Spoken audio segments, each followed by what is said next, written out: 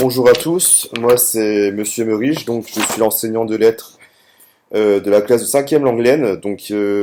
Ici, c'est la deuxième semaine de confinement, j'espère que vous vous portez bien chez vous, que vous prenez bien soin de vos proches, mais en effet, j'ai décidé de revoir un peu ma formule, d'innover un peu pour voir un peu comment je pourrais faire à partir d'une vidéo et essayer en fait d'être plus clair car je me suis rendu compte qu'il y avait certaines notions qui n'étaient pas toujours très bien comprises.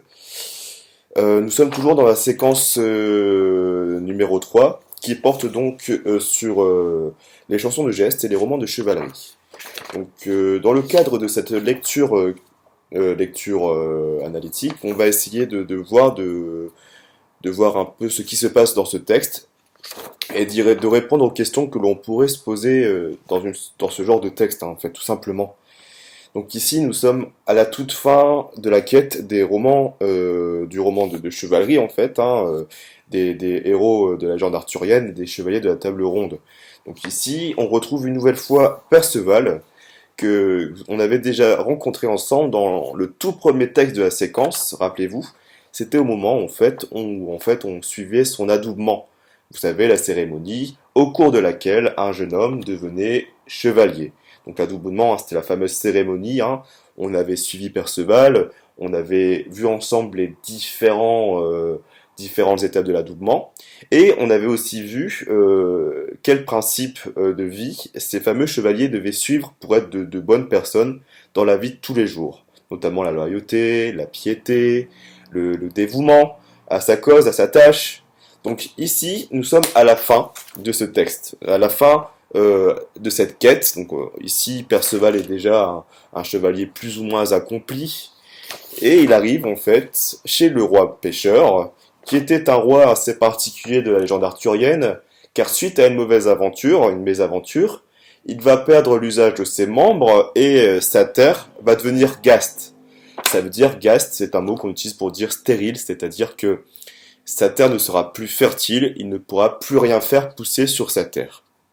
Donc ici, nous sommes au premier texte que je vous propose d'étudier, où en fait, Perceval est avec le fameux roi pêcheur, et c'est le texte où en fait Perceval va découvrir ce qu'est le Graal. En fait, le Graal, c'est quoi? Donc je vous avais demandé de chercher, hein. Le Graal, c'est un objet typique de la légende arthurienne, qui consiste, en fait, c'est une sorte de coupole, de coupe, très dorée, vraiment très riche. Et c'est un peu le but de la quête des chevaliers de la table ronde. C'est-à-dire que tous les chevaliers, dans leur quête à eux, ils veulent une seule chose, c'est la fameuse coupe, le fameux Graal. Et en fait, aujourd'hui, l'expression Graal existe toujours dans la vie de tous les jours, hein. Ça renvoie à quelque chose qu'on veut et qu'on veut avoir, c'est vraiment notre précieux à nous. Bien sûr, un Graal pour l'un n'est pas le même pour l'autre. Je veux dire, en ce moment, hein, les gens dans les magasins veulent leur Graal à eux. Ils veulent leur paquet de pâtes. On peut dire que leur Graal, c'est le paquet de pâtes. Moi, personnellement, je mange pas beaucoup de pâtes, donc on va dire que le Graal, c'est pas ça pour moi. Moi, mon Graal à moi, c'est... ça, je le dis pas. Alors, on va ensemble lire le texte. On va essayer, je vais vous le lire dans un premier temps. Et ensuite, on va essayer de définir ensemble les trois mots de vocabulaire qui sont mis en gras sur ce texte. Donc, de sorte à ce que vous puissiez, en fait, mieux les comprendre. Donc, je vais lire le texte. Laissez-vous bercer par la mélodie du texte. Et ensuite, on va revenir sur les premiers points importants du premier paragraphe. Perceval au château du roi pêcheur. Cherchant à retrouver sa mère, Perceval arrive dans le mystérieux château du roi pêcheur.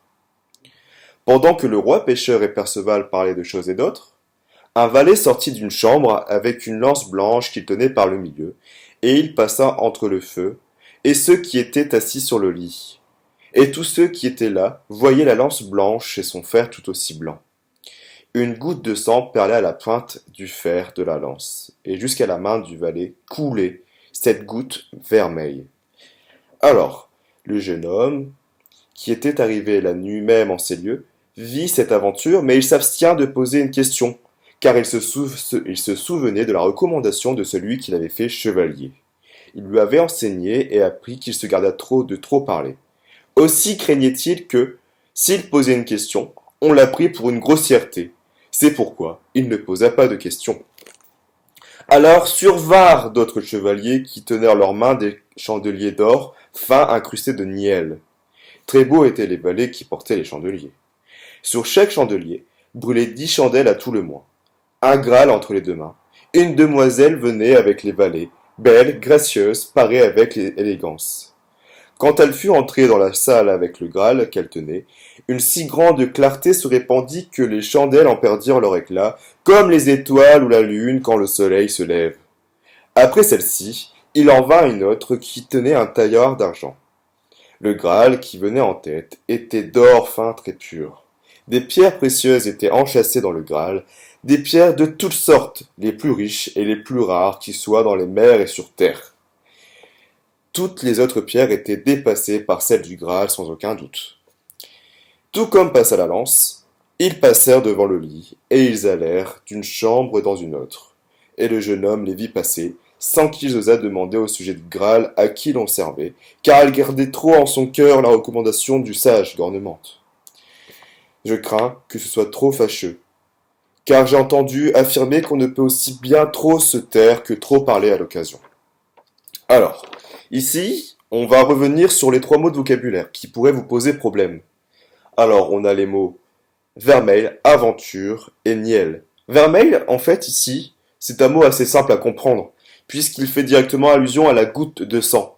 En fait, la goutte vermeille renvoie en fait directement à la couleur du sang. Donc, imaginez aussi, en fait, une couleur vermeille, donc une couleur rouge, un peu violet, entre les deux, en fait, on sait pas trop. Rouge-violet, ça dépend de la perception. Ensuite, on a le mot aventure. Ici, le mot aventure, on connaît plusieurs définitions du mot aventure.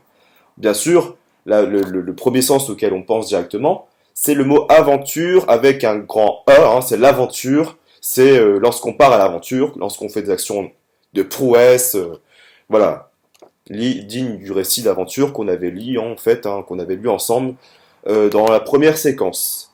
Ensuite, mais ici c'est pas ce mot-là, on va essayer de voir, c'est pas ce sens-là du mot aventure qu'on a ici, on va essayer de voir lequel après. Et ensuite, en fait, on a le mot niel. Tout simplement, niel en fait, il suffit d'imaginer les chandeliers d'or fins incrustés de niel. En fait, c'est des chandeliers incrustés avec des petites pierres précieuses, quoi. Alors, ici, on est au tout premier paragraphe. Je vous avais demandé de regarder un peu ce qui se passait. Ici, on a donc le roi pêcheur et Perceval qui se parlent ensemble, une discussion anodine. Ils blablatent, ils conversent, et d'un coup, il va se passer un phénomène un peu particulier. Qu'on dira en fait, nous, de l'ordre du merveilleux. D'ailleurs, le merveilleux, on l'avait déjà lu ensemble, on l'avait déjà découvert avec la fameuse fontaine qui avait débouché sur un combat, souvenez-vous. Alors, ici, en quoi ici y a-t-il un phénomène d'ordre du merveilleux? On a le merveilleux, en fait, simplement, car donc on a les 2 chevaliers qui discutent ensemble, qui conversent, et d'un coup, on voit des gens porter une lance blanche, voilà, une lance blanche, et au bout du fer, donc de cette lance, perle du sang en continu. D'ailleurs, l'idée de continu est suggérée par rapport au verbe couler qui est conjugué à l'imparfait. Donc ici, essayez de vous, on avait vu ensemble les valeurs de l'imparfait. Ici, c'est une action d'ordre de indéterminé, en fait, de temps indéterminé, c'est-à-dire qu'en fait, ça se déroule tout le temps, en fait, il n'y a pas vraiment d'arrêt. Ici, couler cette goutte vermeille. Et pourquoi c'est merveilleux? Tout simplement parce qu'en fait, on ne sait pas pourquoi cette goutte-là, elle continue de couler. Voilà. Voilà, on ne sait pas, c'est merveilleux. On n'aura pas d'explication particulière à donner, sauf qu'en fait, ici, on est dans un univers qui n'est pas trop semblable au nôtre. Ici, Chrétien de Troyes aime bien incruster des éléments du merveilleux. Et cette phrase-là est assez particulière. Bon, difficile à expliquer ici par rapport à une vidéo, j'aurais besoin en fait d'un tableau, malheureusement j'en ai pas chez moi. Alors on a une goutte de sang perlée à la pointe du fer de la lance, et ici en fait on a une image. Imaginez, une goutte de sang perlée à la pointe du fer de la lance. Quand je parle d'image, je veux dire quoi?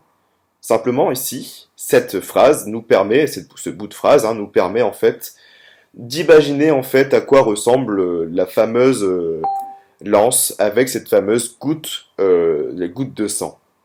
Mais On va essayer de voir. En fait, c'est une image, mais en fait, en français, on va appeler ça une métaphore. Une métaphore, c'est quoi? C'est une sorte de comparaison. Je me souviens, on avait ensemble vu un peu en quoi consistait la comparaison. C'est le fait de comparer deux choses par le biais, en fait, d'un outil de comparaison. En l'occurrence, comme. Et ici, tout simplement, on a une goutte de sang perlée. Et tout simplement, ici, la goutte de sang est comparée indirectement à une perle. Je sais, c'est un peu difficile à comprendre, mais il suffit juste d'imaginer cette fameuse goutte de sang, imaginez à la lance, et la goutte de sang qui coule, mais sous forme de perle. Donc ici, on a bien ce qu'on appellera, nous, une métaphore. Tout simplement, car il n'y a pas d'outil de comparaison. On aurait pu très bien dire une goutte de sang coulée comme des perles, mais ici, il n'y a pas le comme, donc c'est une métaphore. Donc là, ici, c'est la fin de la première vidéo. J'espère qu'elle vous aura été pour le moins, j'espère, instructive, hein. Je reviendrai incessamment sous peu pour faire la suite de la lecture, mais je vais pouvoir quand même vous donner des questions en fait sur lesquelles plancher pour ensuite embrayer sur la correction sous forme de vidéo de ces questions. Portez-vous bien, occupez-vous, cultivez-vous, et on se voit, j'espère, très vite.